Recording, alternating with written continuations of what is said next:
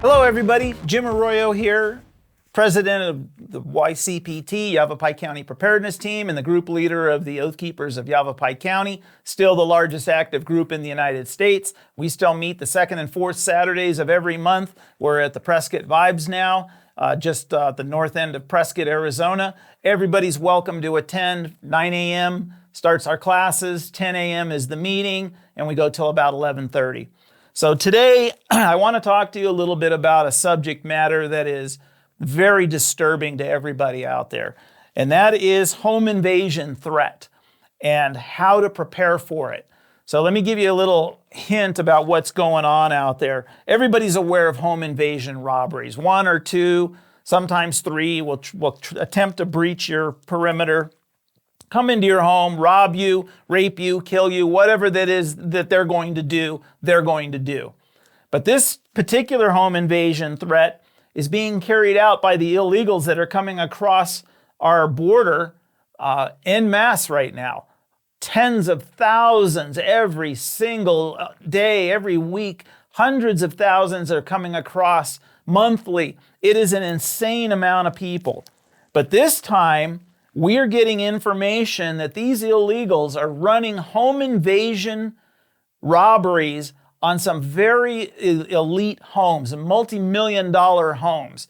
And these have been documented in New York, in Chicago, in Detroit, Michigan. And the difference now is these illegals are using a piece of equipment that is called a jamming device.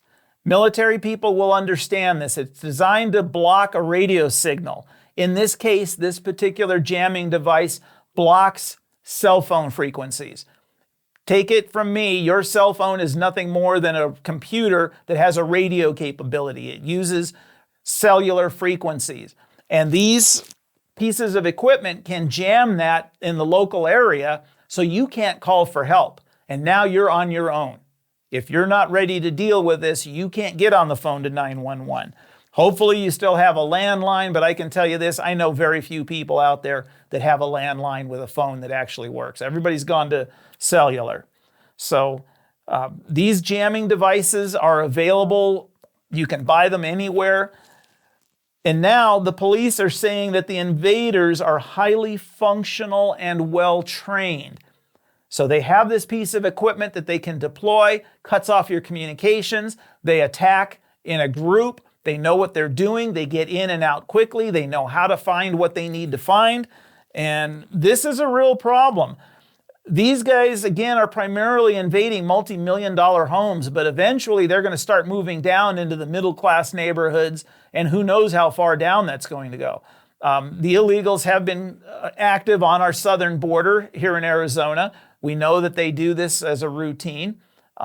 This is a serious problem, but for the first time, we're seeing electronic devices being deployed. Now, will this work in other areas? We're going to get into that in just a minute. So what do we need to do about this? Knowing that these guys have this capability now and that you can buy jamming capability electronics on Amazon. I just plugged it in just to see what would happen, and sure enough, this stuff's available online. Anybody can buy these things. So here's what needs to happen. Situational awareness needs to kick in at full speed. We talk about this all the time. We will never stop talking about it. Situational awareness of your area, not just your local area where you're standing and 50 feet around you. I'm talking about your whole community. Pay attention to the crime rate and the types of crimes. If you're not sure, you can contact your local police department and ask for the crime statistics and ask them flat out, is there a neighborhood watch program and are there home invasion robberies taking place in our area? As a general rule, anytime anything like that happens in a place that's very quiet, that's big news. So it's going to be out there. It's not just anecdotal. It may be something that's happening more and more on a routine basis. So what do we need to do? Once you're aware that this is happening, now your threat assessment goes way up and you need to be prepared. So right off the bat, you need to start giving serious consideration to securing your home as best you can. Keep your doors and windows locked and secure. This came up earlier. I was just listening to something on the radio on the way in from Alex Jones about people opening their doors to people in the middle of the night. And what if it's a police officer and I show up at my door with a gun? Don't open your door. You shouldn't have any reason to open that door. If it's a police officer with a warrant, they're coming through that door one way or another. But if it's not, you need to be able to defend yourself inside your own home. So don't open your doors at night, whatever you do. If you have a way to have lights outside, motion lights to where you can see, or mirrors that can cover blind spots. There was just another home invasion where somebody showed up with a package like Amazon delivers all the time, or UPS knocks on the door to get you to open the door to deliver the package. And the guy said, just leave it on the ground. So the guy takes his cell phone, takes a picture of it, which is normal routine. Amazon does that all the time now. They photograph it so that they have record that it got delivered. The guy leaves, and the guy opened the door to get his package, and 3 guys come from around the corner, and a home invasion took place. All caught on a Ring doorbell system, so they've got it on video. So be careful when you're dealing with stuff like that at night. Okay, we've talked about this all the time. When you're at home, you're out and about, be armed at all times. If you live in a neighborhood that is completely quiet and this has never happened, chances of it happening are very slim. But if you're in an area where this is beginning to take place, you're going to need to keep your gun on your hip at all times. All right? If you have a lightweight gun, you should be able to walk around with it all day, all night, not a problem, till you're ready to go to bed, and then that gun goes right next to you so you can access it if someone comes through the door in the middle of the night. But we can tell you till we're blue in the face, you need to be armed, but more importantly, you need to be trained. And I'm having this issue still. I work in the firearms industry. I'm a custom gunsmith and gun builder, and I sell guns for a living. I see it all the time. Brand new people coming in wanting to be armed so that they're protected. And all it is a false sense of security, literally. These are the type of people that buy a gun, 1 box of ammo, and they think they're ready to operate. They don't go to the range. They don't get training. A lot of our people do ask for training, and we send them in the right place. But a lot of you know what I'm talking about. The average person out there that's armed and has a box of ammo and doesn't know what he's doing is more of a threat to himself or herself or to someone around them. So the training is way more important than anything else. Also, being properly equipped. Again, I get people come into the shop all the time. They go someplace and they buy a gun and they're not equipped with anything else. So they come in and they say, well, I need a holster for my new gun. What kind of gun do you have? They say, oh, it's a 9mm. Well, what's the make and model? Well, it's a 9mm. They don't even understand that it's like cars. There are makes and models of every vehicle. There are makes and models of guns. And they are not interchangeable with a lot of holster systems. So my advice is anytime you have a gun and you decide you want to go into a gun shop and get equipped, bring the gun with you. Don't assume that that gun store will have that exact make and model in stock at that time. We stock close to 1,000 guns in our shop. We have hundreds of handguns in stock. There are so many new makes and models of different guns that are not interchangeable with a lot of holsters that we don't have every single one in the cabinet at the same time. They come and they go and everything's allocated, so it's tough to get. So when you need something, and I tell these people all the time, it's like buying shoes. Do you take your feet with you when you go to buy a pair of shoes? Why are you not bringing your gun to the gun store to buy a holster or anything else you need? Belts, make sure you have a proper belt. I was guiding a lady the other day at one of our meetings, and she had on a real flimsy cloth belt that doesn't get it. Gun belts are made of a very stiff leather. They're generally wider, anywhere from 1.5 to 1.75 inches, so that it keeps that gun stabilized against your body. That's important. So be properly equipped with the right belt, the right holster, the right mag pouches, the right speed loader pouches if you're carrying a revolver. And I don't care if you carry a 5-shot revolver and that's your personal defense gun. Have 1 or 2 speed loaders on you because you don't have a lot of ammunition to deal with a problem. Make sure you have it with you though. Somebody put out the other day, I think I was listening to Massad Ayub, who I really enjoy listening to. I've listened to him for decades. And the rule is if you're more than 3 seconds from your gun, you're unarmed. Okay? So you want to have it close by, You want to have it on your body and ready to go. Keeping a shotgun right by the front door, not a bad idea if you can do that. You don't have small children or grandchildren that are going to come over and fiddle with it, and you're an adult, elderly couple and you're by yourselves. Yeah, that's perfectly fine to keep a shotgun handy.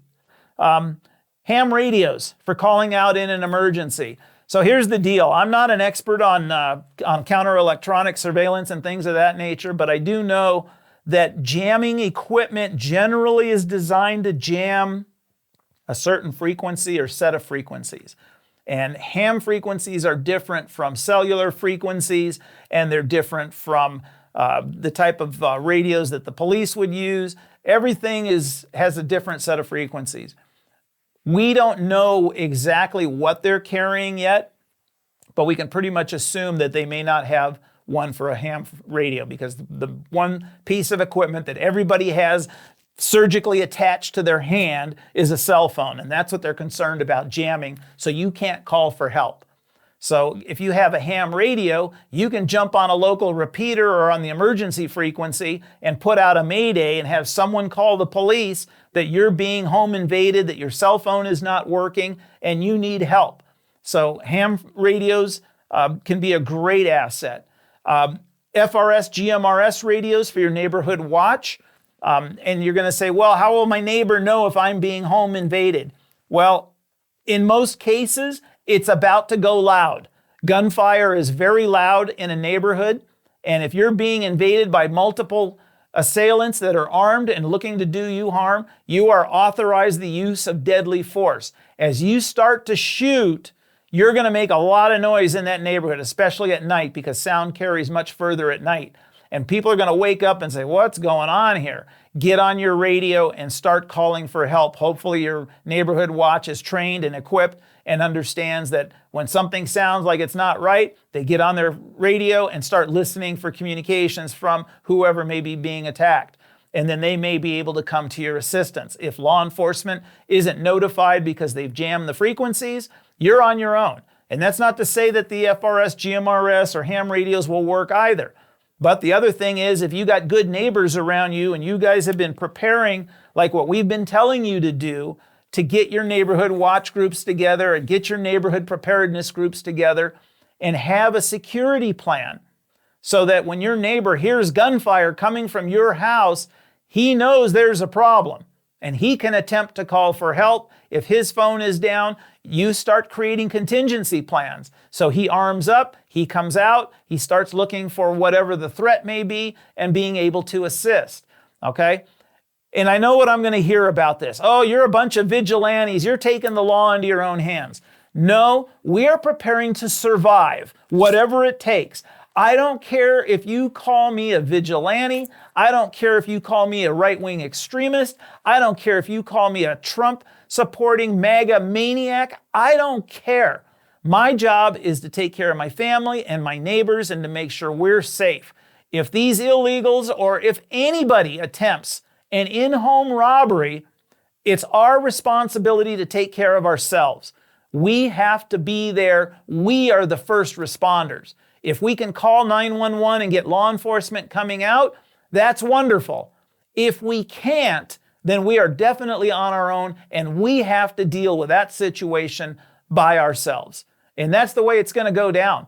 As this starts to increase, law enforcement is putting this out in a special threat assessment that these guys are jamming cell phones so that you can't call for help. You are going to be on your own. You need to be prepared to deal with this particular situation, especially if you live in that environment that these people are looking to hit. You live in a multi-million-dollar home, you'd better have the best security, and you'd better stay armed and know how to use it, because this is the new thing that is coming down. And if you doubt it, just plug it in on the internet and read the articles and read what's happened in some of these cities. It's already beginning. And these illegals are coming across our border, trained and equipped to hit these places and to get as much money, gold, silver, whatever they can steal from these houses. That's going to help their plans for the future. Okay, guys, any questions you have on any of that? Again, I can only give you so much in these short videos. I'm guiding you in a direction. Go and look at how to secure your home. Look at the different ways of avoiding a home invasion or protecting yourself. There's a ton of videos out there. Listen to the experts. They know what they're doing. All right, guys, thanks so much. We'll catch you on the next one.